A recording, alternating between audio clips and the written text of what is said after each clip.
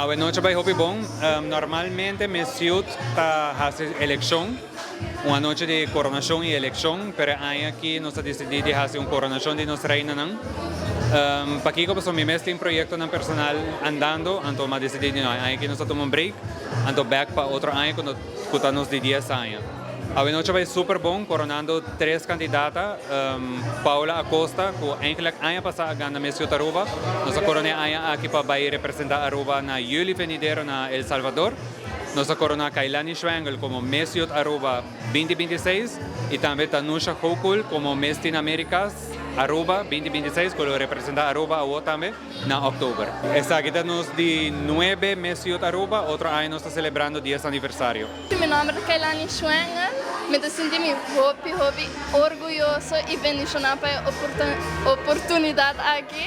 Me voy a representar Aruba en El Salvador otro año. Me agradezco a Papa Robs por el amor y confianza por recibirme de la familia. Mi nombre es Tanusha Gugul, tengo 16 años de edad y aún me da Aruba, Miss Teen Americas Aruba 2026. Me siento muy contento, muy orgulloso. Ando ya, hasta este momento que me desde que me chiquito, so me muy contento que me puedo lograr.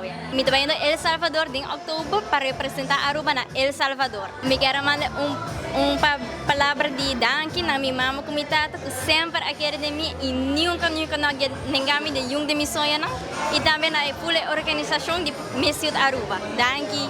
Mi está Paula Andrea Acosta, me está representando Miss Mundial Aruba 2026 en El Salvador de 19 para 26 de julio.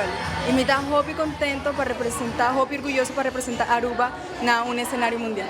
Me quiero agradecer por mi cultura, a Dios, para mi guía, mi familia, para mi apoyo constante y la organización para querer de mi potencial.